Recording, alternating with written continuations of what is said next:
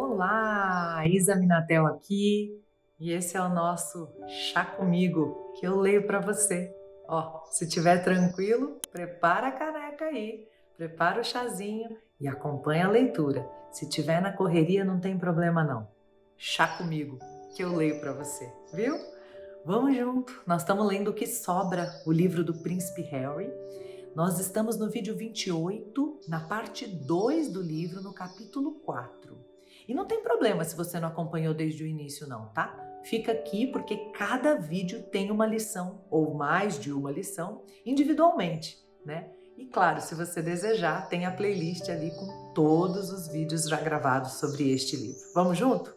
Dias depois, eu estava em Botsuana com Chelsea. Fomos ficar com Tige e Mike. Adi também estava lá. A primeira convergência dessas 4 pessoas especiais na minha vida. Parecia ser a hora de levar Chelsea em casa para conhecer mamãe, papai e o irmãozão. Um grande passo, sabíamos. Por sorte, Tige, Milk e Adi adoraram Chelsea. E ela também viu como eles eram especiais. Uma tarde, quando nos preparávamos para sair numa caminhada, Tige começou a pegar no meu pé. Traga um chapéu. Tá. E protetor solar. Montes de protetor solar. Spike, você vai torrar com essa pele branquela. Tá bom. Spike. Tá, mãe. Simplesmente deixei escapar. Ouvi e parei. Tige ouviu e parou. Mas não me corrigi. Tige parecia chocada, mas também comovida. Eu também fiquei comovido. Depois disso, passei a chamá-la sempre de mãe. Era gostoso, para nós dois. Embora eu sempre fizesse questão de chamá-la de mãe e não de mamãe. Mamãe era uma só. Uma visita feliz no geral, mas havia sempre uma tensão subjacente. Ficava evidente na quantidade de álcool que eu bebia. Pausa para comentar. Você já viu uma criança chamar a babá de mãe ou a vovó de mãe? Isso significa, sempre significa. Nem sempre só a coisa da criança. É uma conexão da coisa da criança com o adulto. Então você viu o que ele falou ali? Era bom para os dois. E tem que ter um gancho para isso acontecer, sabe? Mas se isso acontece com a sua criança, é preciso que você veja o que está faltando também na sua entrega ou que carência tem a outra pessoa que está querendo vincular como filho com alguém que não é filho dela, né? Tem alguns momentos que são saudáveis. No caso dele aqui, me parece saudável. E em outros momentos, nem tanto, né? Então, é interessante. Você já viu uma situação como essa? Relata aí nos comentários se você já tiver vivido ou visto alguma situação assim. Bom, e aí ele fala, né, da quantidade de álcool que ele estava bebendo. A certa altura, Chelsea e eu pegamos um bote, indo à deriva pelo rio. E a coisa principal que lembro é o Southern Comfort e o Sambuca. Sambuca Gold de dia, Sambuca Black à noite. Lembro que acordava de manhã com a cara grudada no travesseiro, a cabeça parecendo ter se soltado do pescoço. Estava me divertindo, claro, mas também lidando do meu jeito com uma raiva difusa e um sentimento de culpa por não estar na guerra, não estar comandando a minha rapaziada. E não estava lidando bem com aquilo. Chelsea e Adi, Tige e Mike não diziam nada. Talvez não percebessem nada. Provavelmente eu estava encobrindo bem a coisa toda. Vista de fora, a minha bebedeira, de certo, parecia farra. E era o que eu dizia a mim mesmo. Mas lá no fundo, em algum nível, eu sabia. Alguma coisa precisava mudar. Sabia que assim não dava para continuar. Então, na hora que voltei para a Grã-Bretanha, pedi para conversar com meu comandante, o coronel Ed Smith Osborne. Eu admirava o coronel Ed e era fascinado por ele. Ele não era do mesmo estofo de outros homens. Aliás, não era do mesmo estofo de nenhum outro ser humano que conheci. Os ingredientes básicos eram diferentes. Limalha de ferro, palha de aço, sangue de leão. Sua aparência também era diferente. Tinha uma cara comprida de cavalo, mas sem a maciez equina. Tinha um visível tufo de pelos nos dois lados da cara. Os olhos eram grandes, calmos, capazes de sabedoria e estoicismo. Os meus olhos, pelo contrário, ainda estavam injetados de sangue com a farra de Okavango e ficavam dardejando por todo lado enquanto eu fazia o meu discurso. Coronel, preciso encontrar um jeito de entrar em operação, ou terei de deixar o exército. Não sei se o coronel Ed acreditou na minha ameaça. Não sei se eu mesmo acreditava. Mas em termos políticos, diplomáticos e estratégicos, ele não podia passar por cima dela. Um príncipe nas suas fileiras era um grande trunfo para as relações públicas, um instrumento poderoso para o recrutamento. Ele não podia ignorar que se eu caísse fora, seus superiores poderiam pôr a culpa nele. E os superiores dos seus superiores também, subindo assim por toda a cadeia de comando. Por outro lado, o que vi muito nele naquele dia foi uma genuína humanidade. O cara entendia. Como soldado, percebia o meu drama. Estremecia a ideia de ser impedido de entrar na briga. Realmente queria ajudar. Harry, talvez exista uma maneira. O Iraque estava definitivamente descartado, disse ele. Ai, sem chance, temo eu. Mas talvez uma opção possível, acrescentou ele, seja o Afeganistão. Olhei com o canto dos olhos. Afeganistão? Ele murmurou alguma coisa como a opção mais segura. Certo, mais segura. Mas como assim? O que ele estava dizendo? O Afeganistão era 1000 vezes mais perigoso do que o Iraque. Naquele momento, a Grã-Bretanha estava com 7.000 soldados no Afeganistão. E todo dia estavam lutando num dos combates mais ferozes desde a Segunda Guerra Mundial. Mas quem era eu para discutir?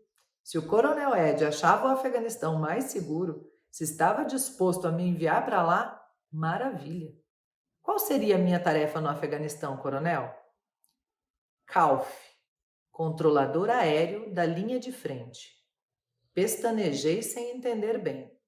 Tarefa altamente disputada, explicou ele. Os CALFs ficavam encarregados de orquestrar todas as operações aéreas, dando cobertura à rapaziada no solo, liberando os ataques, sem falar dos resgates, das evacuações médicas e assim por diante. Não era uma função nova, mas nesse novo tipo de guerra tinha uma recém-adquirida importância vital. Como assim, senhor? Porque o desgraçado do Talibã está por toda parte, e em parte nenhuma. Simplesmente não dava para encontrar os caras, explicou ele. O terreno era acidentado demais, longínquo demais, montanhas e desertos cheios de túneis e cavernas. Era como caçar cabras ou fantasmas. Precisavam da vista aérea. Como o Talibã não tinha nenhuma força aérea, nenhum avião, era fácil. Nós britânicos, mais os Yankees, éramos donos do ar. Mas os CALFs ajudavam a aproveitar melhor essa vantagem. Por exemplo, um esquadrão em patrulha precisava saber das ameaças nas proximidades. O CALF verificava com drones, verificava com pilotos de combate, verificava com helicópteros, verificava seu laptop de alta tecnologia, criava uma imagem do campo de batalha em 360 graus. E se, por exemplo, aquele mesmo esquadrão de repente estivesse sob fogo, o CALF consultava um menu. Apache, Tornado, Mirage, F-15, F-16, A-10 e colocava em ação a aeronave mais adequada para a situação, ou a melhor disponível. Então a guiava na direção do inimigo. Usando programas de última geração, os CALFs não se limitavam a despejar fogo do alto na cabeça do inimigo. Eles punham o fogo sobre ela, como uma coroa. Então, ele me contou que todos os CALFs tinham a chance de entrar em um Hawk e ter a experiência de estar no ar. Na hora em que o Coronel Ed parou de falar, eu já estava salivando. Então, CALF, senhor. Quando parto? Não tão depressa. O CALF era a cereja do bolo. Todo mundo queria. Então daria um trabalhinho. Além disso, era uma tarefa complexa. Toda aquela tecnologia exigia um monte de treinamento. Comecemos pelo começo, disse ele.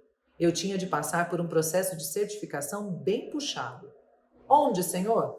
Em Liming, na base da Real Força Aérea, nos Deios de Yorkshire, capítulo 5.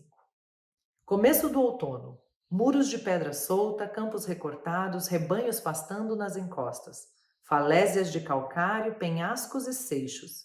Em todas as direções, charnecas de molíneas.